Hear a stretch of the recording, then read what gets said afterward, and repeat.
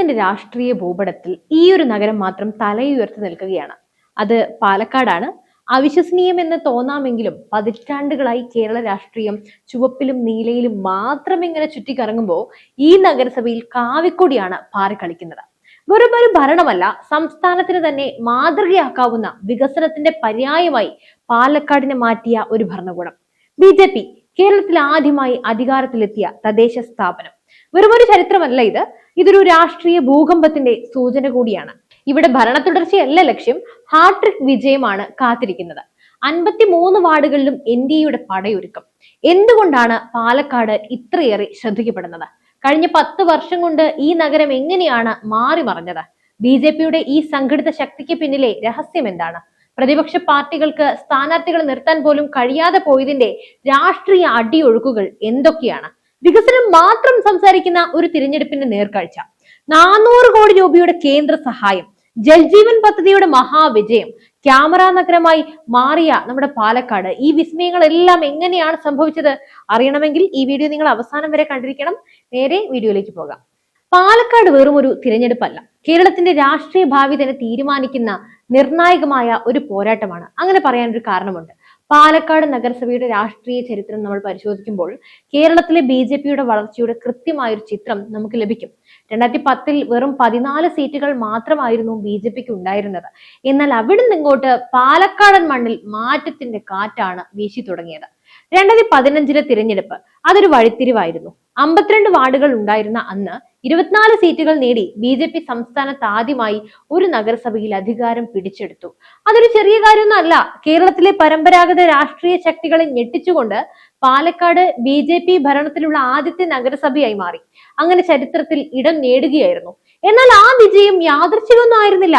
അത് തെളിയിച്ചുകൊണ്ട് അടുത്ത അംഗവും വന്നു. 2020-ൽ 28 സീറ്റുകളിലേക്ക് കുതിച്ചുയർന്നുകൊണ്ട് BJPക്ക് ഒറ്റയ്ക്ക് ഭരണം തുടർന്നു. ഇത് സൂചിപ്പിക്കുന്നത് ഭരണത്തിനെതിരെയുള്ള വികാരമല്ല, മറിച്ച് BJP ഭരണസമിതിയുടെ വികസന പ്രവർത്തനങ്ങൾക്ക് പാലക്കാടൻ ജനത നൽകിയ അംഗീകാരമാണ്. ഇപ്പോൾ 53 വാർഡുകളുള്ള നഗരസഭയിൽ ഹാട്രിക് വിജയമാണ് NDA ലക്ഷ്യമിടുന്നത്. ഈ ഒരു ലക്ഷ്യത്തിനായി BJP നടത്തുന്ന സംഘടിത പ്രവർത്തനം ശ്രദ്ധേയമാണ്. 51 വാർഡുകളിൽ BJPയും 2 വാർഡുകളിൽ BDJS മത്സരിക്കുന്നു. മുഴുവൻ വാർഡുകളിലും സ്ഥാനാർത്ഥികളെ നിർത്തിക്കൊണ്ട് ശക്തമായ പോരാട്ടത്തിനാണ് അവർ തയ്യാറെടുക്കുന്നത്. ഈ സംഘടനാ പാഠവം തന്നെയാണ് പാലക്കാട് BJPയുടെ വിജയത്തിന് പിന്നിലെ പ്രധാനപ്പെട്ട കാരണം. BJP ഭരണസമിതി പാലക്കാട് നഗരസഭയിൽ നടപ്പിലാക്കിയ വികസന പ്രവർത്തനങ്ങൾ ഇന്ന് കേരളത്തിലെ മറ്റ് തദ്ദേശ സ്വയംഭരണ സ്ഥാപനങ്ങൾക്ക് ഒരു പാഠപുസ്തകവുമാണ്. വെറും 5 വർഷം കൊണ്ട് പാലക്കാട് നഗരത്തിന്റെ മുഖച്ഛായ തന്നെ മാറ്റിമറിഞ്ഞു. ഇതിന് പിന്നിലെ പ്രധാന കാരണം കേന്ദ്ര സർക്കാരിന്റെ അകമഴിഞ്ഞ പിന്തുണയാണ്. കഴിഞ്ഞ 10 വർഷത്തിനിടെ BJP ഭരണം നടത്തിയ പാലക്കാട് നഗരസഭയുടെ വികസനത്തിനായി ഏകദേശം 400 കോടി രൂപയാണ് കേന്ദ്ര സർക്കാർ അനുവദിച്ചത്. ഈ തുക വിനിയോഗിച്ചതിലെ കൃത്യതയും കാര്യക്ഷമതയും എടുത്തു പറയേണ്ടതാണ്.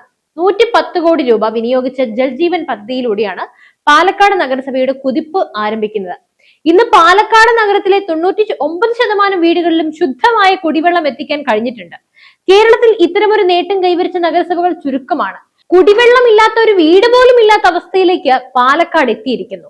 നേരത്തെ രാജ്യത്തെ ആരോഗ്യ രംഗത്തെ റാങ്കിങ്ങിൽ 3800-ാം സ്ഥാനത്തായിരുന്ന പാലക്കാട് നഗരസഭ ഇന്ന് കഠിനാധ്വാനത്തിലൂടെ 380-ലേക്കാണ് എത്തിയിരിക്കുന്നത്. ആരോഗ്യ രംഗത്ത് 10 മടങ്ങ് മെച്ചപ്പെടുത്താനായി എന്നത് ഒരു ചെറിയ കാര്യമല്ല. ആയുഷ്മാൻ ഭാരത് പദ്ധതിയിൽ ഉൾപ്പെടുത്തി 9 നഗരാരോഗ്യ ചികിത്സാ കേന്ദ്രങ്ങൾ ആരംഭിച്ചു. സാധാരണക്കാർക്ക് ഏറ്റവും വലിയ ആശ്വാസമാണിത്.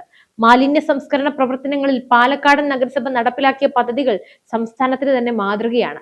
3.72 കോടി രൂപ ചെലവിൽ സ്വന്തമായി ശുചിമുറി മാലിന്യ സംസ്കരണ പ്ലാന്റ് സ്ഥാപിച്ചു. നാപ്കിൻ, ഡയപ്പർ സംസ്കരണത്തിനായി ഇൻസിനേറ്റർ സ്ഥാപിച്ച കേരളത്തിലെ ആദ്യത്തെ നഗരസഭയാണ് പാലക്കാട്. ദക്ഷിണേന്ത്യയിലെ തന്നെ ആദ്യത്തെ ക്യാമറ നഗരവുമായി പാലക്കാട് ഉയർന്നു. സുരക്ഷാ കാര്യങ്ങളിൽ നഗരം മുന്നിട്ട് നിൽക്കുന്നു എന്നതിന്റെ തെളിവാണ് ഈ നേട്ടം. നഗരത്തിലെ മുഴുവൻ സ്ഥാപനങ്ങളെയും GIS മാപ്പിംഗിൽ ഉൾപ്പെടുത്തി ഇത് നഗരഭരണത്തിന് കാര്യക്ഷമത നൽകുന്നുണ്ട്.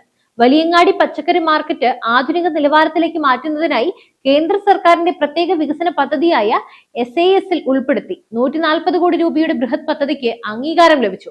ഈ പദ്ധതികളെല്ലാം നടപ്പിലാക്കിയതിലൂടെയാണ് BJP ഭരണസമിതി പാലക്കാടൻ ജനതയുടെ വിശ്വാസം നേടിയെടുത്തത്. വികസനമാണ് BJPയുടെ ഏറ്റവും വലിയ പ്രചാരണായുധം. മറ്റുള്ളിടങ്ങളിലെ പോലെ വെറുതെ തള്ളൽ മാത്രമല്ല, ഇവിടെ BJPക്ക് അവർ ചെയ്തു കൂട്ടിയത് തന്നെയാണ് പ്രചാരണായുധം.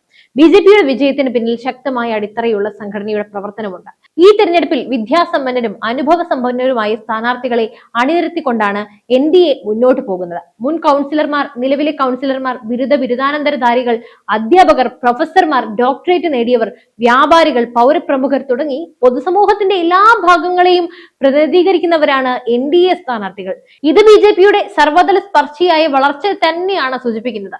പ്രധാനമായിട്ടും നിലവിലെ പാലക്കാട് നഗരസഭ വൈസ് ചെയർമാനും BJP സംസ്ഥാന ട്രഷററുമായ അഡ്വക്കേറ്റ് E കൃഷ്ണദാസ് തന്റെ രണ്ടാം അംഗത്തിനായി രംഗത്തുണ്ട്. നഗരസഭയുടെ വികസന കാഴ്ചപ്പാടുകൾ രൂപപ്പെടുത്തുന്നതിൽ അദ്ദേഹത്തിന്റെ പങ്ക് വളരെ വലുതാണ്. അതുപോലെ തന്നെ BJP ഈസ്റ്റ് ജില്ലാ ജനറൽ സെക്രട്ടറിയും നഗരസഭ ആരോഗ്യ സ്റ്റാൻഡിംഗ് കമ്മിറ്റി ചെയർമാനുമായ P സ്മിതേഷ് പുതിയ വാർഡായ മുരുകണിയിൽ തന്റെ 4ാം മത്സരത്തിനാണ് ഇറങ്ങിയിട്ടുള്ളത്. ആരോഗ്യരംഗത്തെ ശ്രദ്ധേയമായ നേട്ടങ്ങൾക്ക് പിന്നിൽ അദ്ദേഹത്തിന്റെ കയ്യൊപ്പുണ്ട്. ഈ നേതാക്കൾക്കെല്ലാം പുറമെ ഓരോ വാർഡിലും അതിശക്തരായ സ്ഥാനാർത്ഥികളെ നിർത്തിക്കൊണ്ടാണ് BJP പോരാട്ടം കടുപ്പിക്കുന്നത്. സംഘടിത പ്രവർത്തനത്തിന്റെ ഉത്തമ മാതൃകയാണ് പാലക്കാട് BJP. സ്ഥാനാർത്ഥി നിർണയത്തിലും താഴെത്തട്ടിലുള്ള പ്രവർത്തനങ്ങളിലും അവർ കാണിക്കുന്ന കാര്യക്ഷമതയാണ് മറ്റു പാർട്ടികളിൽ നിന്നും അവരെ തീർച്ചയായും വ്യത്യസ്തമാക്കുന്നത്. എല്ലാ വാർഡുകളിലും NDA സ്ഥാനാർത്ഥികളെ മത്സരിപ്പിക്കാൻ കഴിഞ്ഞത് ഈ സംഘടനാ മികവിന്റെ തെളിവാണ്. BJP ഹാട്രിക് വിജയത്തിനായി പോരാടുമ്പോൾ പ്രതിപക്ഷ പാർട്ടികളായ LDFും UDFും സ്വന്തം പാളയത്തിലെ പ്രതിസന്ധികളിൽ ഉഴലുകയാണ്. വർഷങ്ങളോളം പാലക്കാട് നഗരസഭ ഭരിച്ച LDFന് ഇത്തവണ മുഴുവൻ വാർഡുകളിലും സ്ഥാനാർത്ഥികളെ നിർത്താൻ പോലും കഴിഞ്ഞിട്ടില്ല. 50-51 വാർഡുകളിലെ സ്ഥാനാർത്ഥികളുടെ നാമനിർദ്ദേശ പത്രിക തള്ളിയതോടെ BJPയുടെ വിജയ സാധ്യത വർദ്ധിക്കുകയാണ്. പ്രധാനപ്പെട്ട 2 വാർഡുകളിൽ സ്ഥാനാർത്ഥികളെ നിർത്താൻ പോലും കഴിയാതെ പോയത് LDFന്റെ സംഘടനാപരമായ ദൗർബല്യമാണ് തുറന്നു കാണിക്കുന്നത്. അതിൽ യാതൊരു സംശയവുമില്ല. മറുവശത്ത് UDF നേരിടുന്നത് രൂക്ഷമായ വിമത ശല്യമാണ്. സിറ്റിംഗ് വാർഡുകളിൽ ഉൾപ്പെടെ 5 വിമതരാണ് ഔദ്യോഗിക സ്ഥാനാർത്ഥികൾക്കെതിരെ മത്സരിക്കുന്നത്. ഈ വിമത നീക്കങ്ങൾ UDFന്റെ വോട്ടുകൾ ഭിന്നിപ്പിക്കുകയും BJPക്ക് കാര്യങ്ങൾ കൂടുതൽ എളുപ്പമാക്കുകയും ചെയ്യും. BJP വികസന പ്രവർത്തനങ്ങളെല്ലാം ഉയർത്തിക്കാട്ടി പ്രചാരണം നടത്തുമ്പോൾ പ്രതിപക്ഷ കക്ഷികൾക്ക് ഈ നേട്ടങ്ങളെ മറികടക്കാൻ കഴിയുന്ന ഒരു ബദൽ കാഴ്ചപ്പാട് അവതരിപ്പിക്കാൻ സാധിക്കുന്നു പോലുമില്ല. മാത്രമല്ല, അവരുടെ ആഭ്യന്തര പ്രശ്നങ്ങൾ പാലക്കാട് ജനതയ്ക്കിടയിൽ വലിയ സംശയങ്ങളും ഉണ്ടാക്കിയിട്ടുണ്ട്. സത്യം പറഞ്ഞാൽ അതൊരു കോമഡി കഥ പോലെയാണ് പലരും പറയുന്നത് പോലും. ഇത് സ്ഥിരതയുള്ള ഭരണത്തിനായി ജനം വീണ്ടും BJPയെ പിന്തുണയ്ക്കാൻ കാരണമായേക്കും. പാലക്കാട് നഗരസഭയിലെ പോരാട്ടം ഇപ്പോൾ ഒരു പടി കൂടി കടന്നിട്ടുണ്ട്. ഇതൊരു പ്രാദേശിക തെരഞ്ഞെടുപ്പ് മാത്രമല്ല, സംസ്ഥാനത്തെ രാഷ്ട്രീയ മാറ്റത്തിന്റെ ദിശ നിർണ്ണയിക്കുന്ന ഒരു രാഷ്ട്രീയ സൂചികയാണ്. കഴിഞ്ഞ 2 ഭരണങ്ങളിലൂടെ പാലക്കാടിനെ വികസനത്തിന്റെ കേന്ദ്രമാക്കി മാറ്റിയ BJP 3ാം വിജയത്തിനായി ഉറച്ച കാൽവെപ്പുകളോടെ മുന്നോട്ട് പോവുകയാണ്.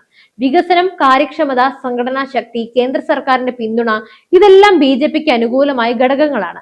99% വീടുകളിലും കുടിവെള്ളം എത്തിച്ചും ആരോഗ്യരംഗത്ത് വിപ്ലവം സൃഷ്ടിച്ചും നഗരത്തെ ക്യാമറ സിറ്റിയാക്കി മാറ്റിയും പാലക്കാടിനെ ഒരു മാതൃകാ നഗരമാക്കി മാറ്റിയ BJP ഭരണസമിതി ഇനിയുള്ള 5 വർഷം കൊണ്ട് വലിയങ്ങാടി പ്രൊജക്ട് ഉൾപ്പെടെയുള്ള ബൃഹത് പദ്ധതികൾ പൂർത്തിയാക്കാനാണ് ലക്ഷ്യം വെക്കുന്നത്. ഹാട്രിക് വിജയത്തിലൂടെ കേരളത്തിലെ രാഷ്ട്രീയ ശക്തി കേന്ദ്രങ്ങളിൽ തങ്ങൾക്കൊരു സ്ഥിരം ഇടമുറപ്പിക്കാനാണ് BJP ശ്രമിക്കുന്നത്. പാലക്കാടൻ മണ്ണിൽ ആര് വിജയിക്കുമെന്നറിയാൻ ഇനി ദിവസങ്ങൾ മാത്രം ബാക്കിയാണ്. കേരളം ആകാംക്ഷയോടെ ഉറ്റുനോക്കുന്ന ഈ പോരാട്ടത്തിന്റെ അന്തിമ വിധി എന്തായിരിക്കും? കാത്തിരുന്ന് കാണാം. പാലക്കാട്ടെ ഈ രാഷ്ട്രീയ പോരാട്ടത്തെക്കുറിച്ച് നിങ്ങളുടെ അഭിപ്രായങ്ങൾ എന്താണ്? BJPക്ക് ഹാട്രിക് വിജയം നേടാൻ കഴിയുമോ? താഴെ കമന്റ് ബോക്സിൽ നിങ്ങളുടെ വിലയേറിയ അഭിപ്രായങ്ങൾ തീർച്ചയായും രേഖപ്പെടുത്തുക. മറ്റു വിഷയമായി വീണ്ടും എത്തും വരെ നന്ദി.